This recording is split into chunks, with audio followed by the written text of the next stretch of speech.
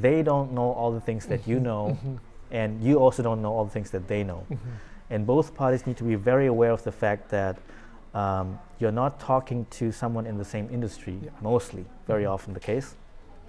And so there needs to be a certain patience, but also you have to basically explain things from assuming that the other person doesn't know anything.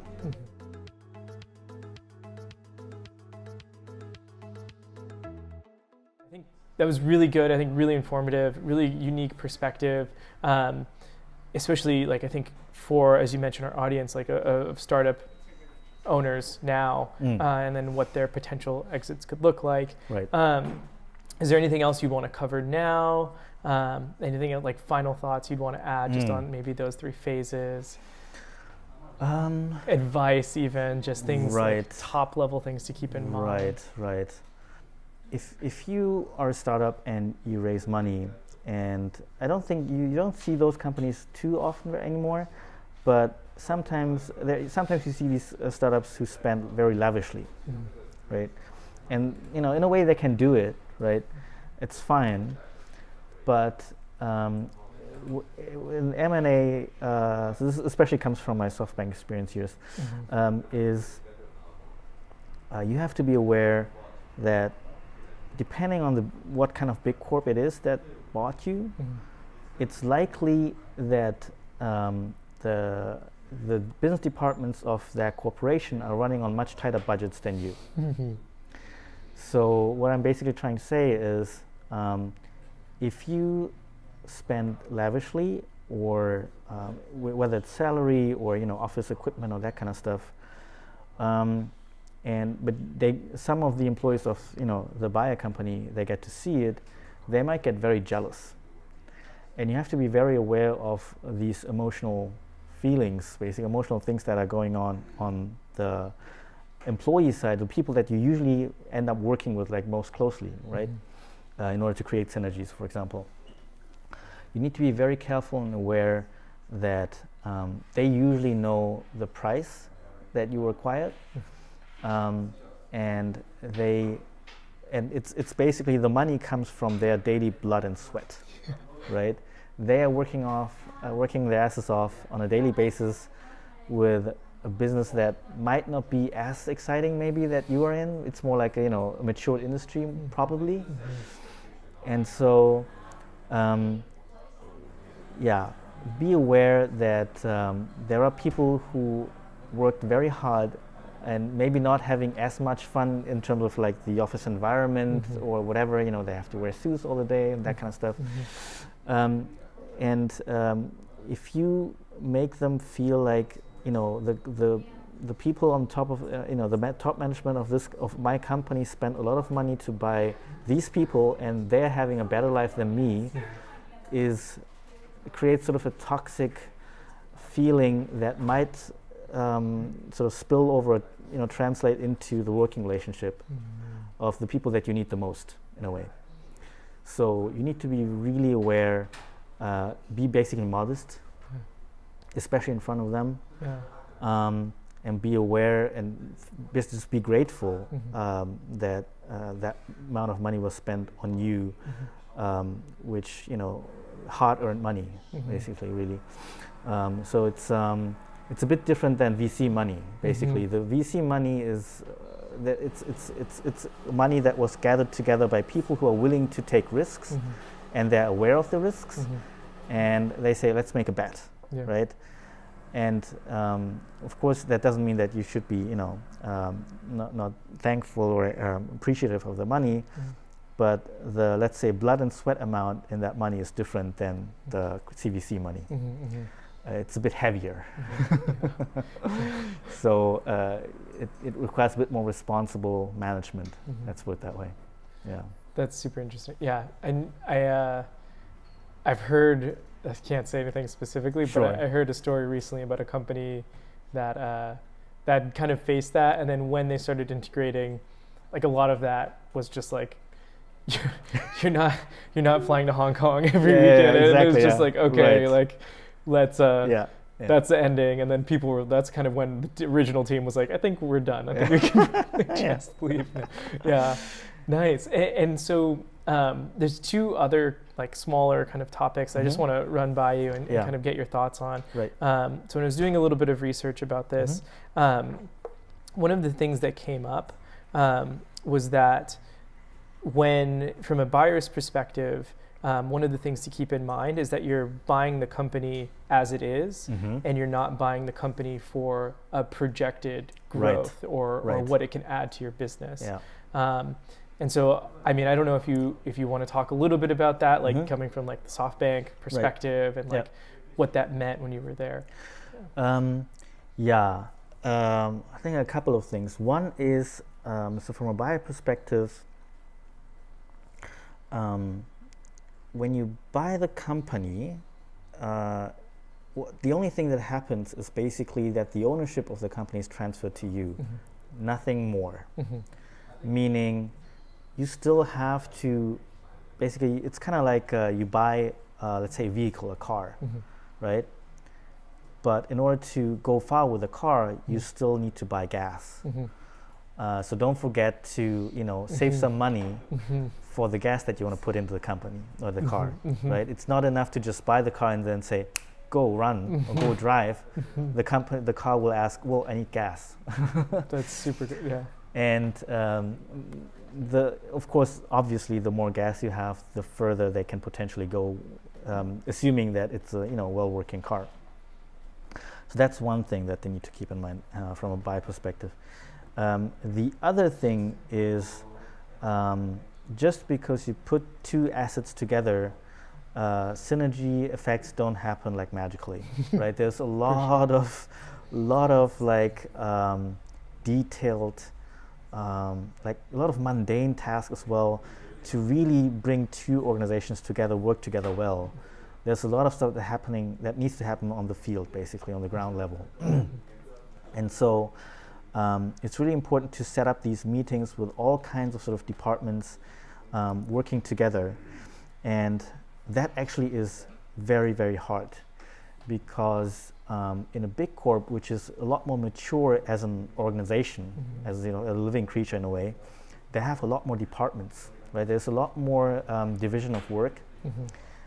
Whereas in a startup, you maybe have like 1, 2, 3 people in marketing who do everything from PR to marketing to content, everything, right? But on the other side, you have like each different department for each of these little things. So what's really important, this is just not just for buyer, but for both parties, is to say they need to set up a sort of project management office.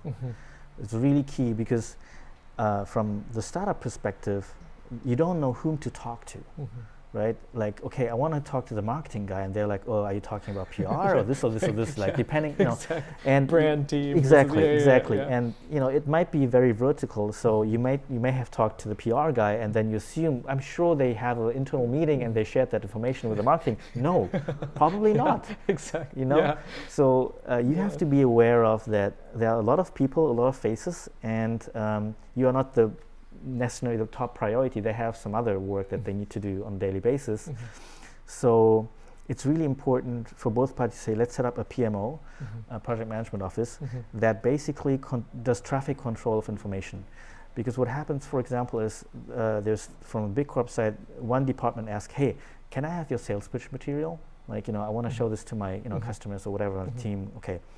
And then another team comes, maybe different region or whatever. Hey, can I have the sales? And you're like, I just gave it to one of your colleagues, and they're like, I think I don't know that guy. Yeah, exactly. We're both in sales, but like the departments are really far away. Like that's like very normal thing. It's not. It's nothing. It's not their fault. It's just the way it is.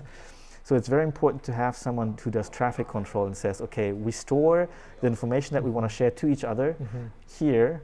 And so if you want to ask a question, first ask the PMO, and they will delegate, they will tell you whom to best ask. And so that traffic control is like extremely, extremely important. It's a lot of work. It's a full-time job. It's a really, really full-time job. And so there should be at least like 2 people, one from each side, basically, running this PMO. Because otherwise, like, information flow gets really messy, and it causes a lot of frustration because either side thinks, well, I gave that information to that guy, they should know, and it's like, no. Would you say that's important? Well, this is a kind of leading question, but would you say that's important, like post M&A, or would you say that's kind of important throughout the whole process? Ideally through the whole process, which is usually then taken care of by this M&A advisory company, for example. Yeah, so, but it still makes sense to sort of have someone who acts like a PMO shadowing them in a way. Cool. Okay. Even before the deal closes, and then, but especially important after the deal closes. Yeah, because before the deal closes, the people you interact with are fairly limited. Like it's maybe maximum, maybe 20 people max, maybe 10. Okay, that's fair. It's you know, you can sort of get a pretty good overview. Like this is the finance guy, this is the accounting guy, this is the lawyer, and but things get really messy after the M&A when you really want to sort of connect each department with each other and that kind of stuff. The integration. Yeah. Nice. Okay, cool. And then the second thing that I wanted to ask about was I kind of heard like due diligence referred to as like kicking the tires, like again, kind of continue on that car metaphor. Are there any like, from both sides, are there any like red flags there, yellow flags? Like what are some of the things maybe to be aware of? And then also like from the seller side, like what is that process like? To me, obviously I've never been acquired directly, but like for me, it seems like it could be a little bit scary. You were talking about how you don't know 100% of the things that they're talking about. So you get asked about basically like everything about the company, like really everything, like financial details. Why was, 2 years ago you had this expense, why was that? And in startups, very often you don't have a proper approval flow, approval system. So you may not even know who approved it. You may not know what it was for. It's sometimes a bit messy, right? But yeah, basically you get asked about every little detail. And again, the point here then is to be honest, because sooner or later they'll find out either way. So if you don't know, just say, okay, sorry, we haven't recorded, we don't know, right? So yeah, just be as honest as you can and provide all the information as best as you can. And if it falls short, then just say we just don't have it, and apologize basically. And there's not much more you can do about it. Just answer it as best as you can, as honestly as you can. And there will be a lot of back and forth, meaning like they ask a question and then you give them an answer. Like usually you get something between like 100 to 400 questions. Wow. Yeah. So, and because some of the questions might be overlapping, but basically each department in a way that's involved, like finance and business department and maybe the tech team or whatever, they ask their own questions. Some of them might be overlapping, but you have to, in addition, when it adds up to like easily to more than 100, like 200, 300 sometimes. And so, but even though this question might sound the same coming from different departments, of course a different context. So there will be, of course, a lot of back and forth in terms of, no, that was not what I was asking for, and you have to rephrase the question, that kind of stuff. So be prepared. It's not their fault, again. It's just there are people from different perspectives wanting to know about a certain topic from a different angle. And so you have to be sort of understanding of the fact that they have these different angles and different perspectives. But for them, of course, it's a very important question. And sometimes there are questions where it just doesn't make any sense for you to explain it, because it's a different kind of business. Like that, some of the questions might be irrelevant for you. For example, especially if the big corporation is not used in doing business in your domain. Trying to enter that market. For example, they are hardware manufacturer or software, and then they ask like very hardware-related questions, but that's not how software works, kind of thing, right? So that's super. It's super. I want to pause there for a second, just because it's like that's kind of I think also unique, really, in Japan, where I think a lot of these bigger corporations are coming from that manufacturing background and getting into that software space. And so I think that's a big point for sure. Yeah. And so without being arrogant, you just have to patiently sort of explain why it is not relevant, or why that sort of question is not really something you can answer, because it's a different nature, basically. So, yeah, be prepared to sort of explain those things. And one thing is to keep in mind, sort of a general principle is always assume there is a huge information asymmetry. Okay. Always assume there's information asymmetry, meaning they don't know all the things that you know, and you also don't know all the things that they know. And both parties need to be very aware of the fact that you're not talking to someone in the same industry, mostly, very often the case. And so there needs to be a certain patience, but also you have to basically explain things from assuming that the other person doesn't know anything. So, you know, good rehearsal might be try to explain that to your whatever, like 12-year-old child, for example, right? And it's always a good place to start. So whenever you explain something, start with the biggest things, like what is the basic assumption? What is the world that you're living in? And because they might not be aware of the basic assumptions or the basic facts of your world. Like, you know, hi, I'm living on Earth, and you know, it has an ozone layer. Sometimes you have to start there in a way, you know. And it's not flat, but it's round. And that's why, and we have gravity here. But sometimes you really need to go back that much to really make it understandable for the other party, and so do they. So don't be hesitant to ask questions about, like, you know, where does that question come from, and what is, basically check each other on what kind of basic assumptions they have, like what they really need to know, right? Like yeah, I totally see what you're saying, because like I think that the perspective of the buyer can also be, if they're not new to this market, they may think that your company or your product or your technology is doing this thing, and it may be slightly shifted from what's actually happening under the hood, or something like that. Right. And so speaking more specifically about you know, software companies, I think, which, you know, are probably the majority in startups here, is the fact that I kind of lost my train of thought. I jumped into. I should have stayed quiet. I'm sorry. What was it? Software. I'll come back to that later on. Anyways. Yeah, and so I think that.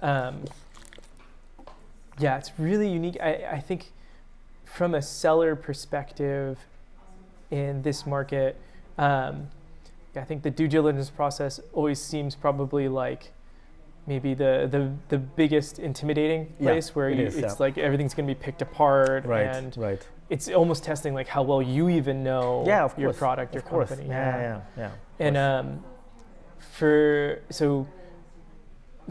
would you say, I guess, from the seller perspective, like, would you say that's the biggest hurdle, or what would you say is maybe the biggest hurdle in the process? Is it kind of getting over your own ego, or where do you see those things fused? Well, that's a good question. I think it kind of depends on the buyer.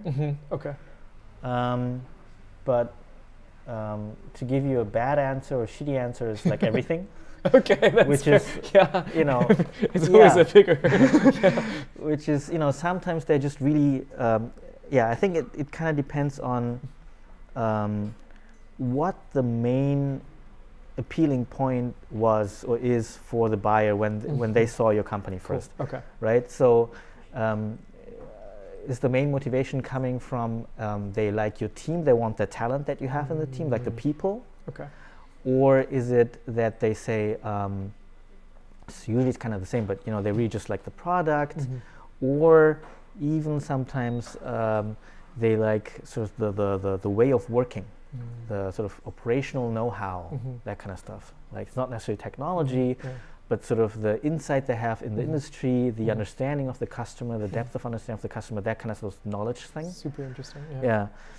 And so, depending on what is the most important piece for them, that of course shifts. Like, if they see the most important piece being sort of endangered or not as what they think they thought it was, then of course that becomes the biggest problem. Okay, right. For example, if they're not interested in your technology and you're not very good at answering technology questions, that of course is not that important, because that's not why they're buying you, for example, right? If it is technology, then, you know, that's the most important part, and they don't care about financials, for example. That's fair. And usually, which, for example, a bad case of M&A is when they just want to buy you for just increasing revenue a little bit, even though there's not too much synergy or it's very similar to what they're doing, that kind of stuff. And then, of course, they look very much into the financials.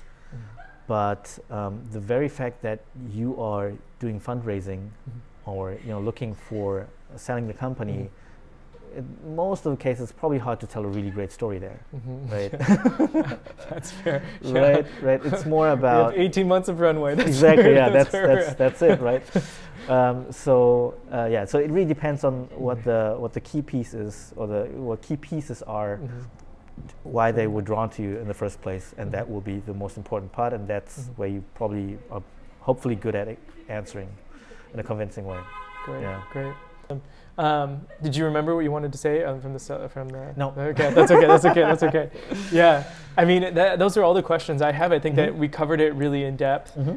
If you do have any other tips or closing thoughts that you want to add, feel free. Yeah. Actually, I do kind of have one thought. Cool. So, I think you really kind of focused on the perspective of kind of swallowing your ego, knowing that's not your company anymore. In the case of maybe a hostile takeover where they kind of know that person isn't really going to fit,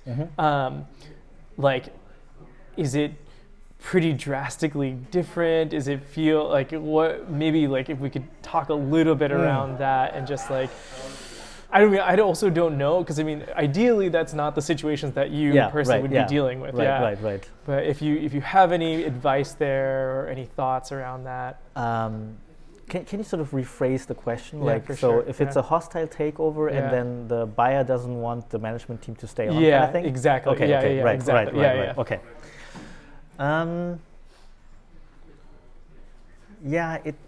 It kind of depends on how that is communicated, how honestly that's being communicated, I guess.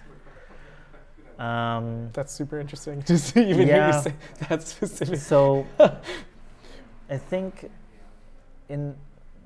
first of all, I don't know personally, of course there are hostile takeovers there, I know they exist in the world, but I haven't personally been close to that kind of deal. So that's kind of what I thought too. I can't really speak to the situation when that is sort of the case from the very beginning. I do have seen, is that English correctly? I did see cases where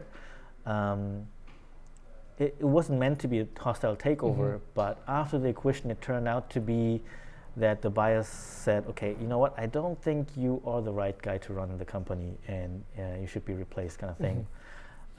That does happen now and then. And that can go also it can go in a friendly way or in a not so friendly way. It kind of also depends very much on the self-awareness of the management team of the startup. There are actually also a lot of cases where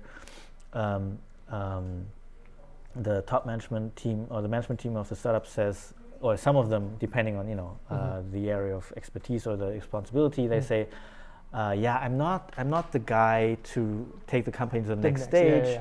I'm more like 0-1 guy. So I'll stick around for the amount of time that you need me for the transition phase.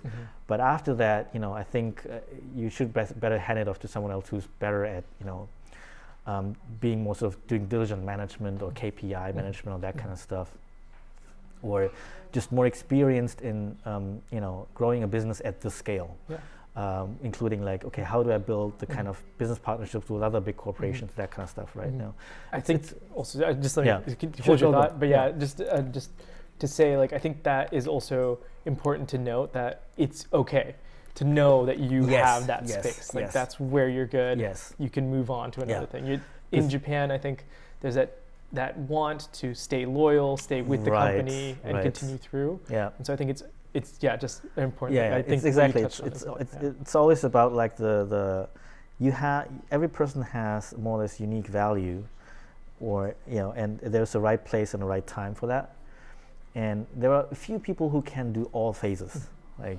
Some of them, or they just they learn so fast and adapt so fast that they can sort of still the right person for the next phase, for example. but it's also just not a matter of ability, but it's also a matter of your personal taste. Like, do you want to? Because sometimes if you just want to do 0-1 stuff again, and it's totally fine. The important thing is just let everybody know, at least the management or on their side as well, like, hey, I'm not that kind of guy. I'm thinking about leaving. But you have to know, when sort of you're talking about like CXO level people, of course the buyer side wants to make sure that the business runs smoothly, is being taken care of. So you need to tell them very much in advance. Like, I'm talking about like 6 months at least, probably even sooner. So you have to really plan ahead and know, okay, where do I eventually want to be? Like, do I want to continue this path? Is this something, do I have passion for this business, forever? Or is it something that, I'm thinking about handing it over to someone else? And just let them know in advance as soon as possible when you have that image in your head. And then things are they will appreciate it, that you are very open and sort of forthcoming about it, and sort of tell them of many months ahead, because then they have a lot of time to basically plan ahead and say, okay, you know what, we need to find a replacement. And because CXO level people are hard to find, right? So they have a lot of time, half a year or a year, to find a good replacement for you. And when you sort of communicate in that responsible way, then the exit from their company should be very smooth, and you can maintain a very friendly relationship with them. And who knows, maybe the next business that you build or whatever, you might need their help, or maybe they want to buy that too, or exactly. Who knows, right? So, karma is sometimes very sort of short, has a short cycle sometimes. So just make sure you maintain good relationships with them, and it's less stressful for everyone else if you let everyone know soon enough, kind of thing. Yeah, that's great. That was great. Yeah, I think that's a pretty good place to end it. So thank you so much, Fuminori. Really a pleasure. I think this is super informative. I think super interesting. I think a lot of people are going to get a lot of really good value from that. So thank you so much. Thank you for having me.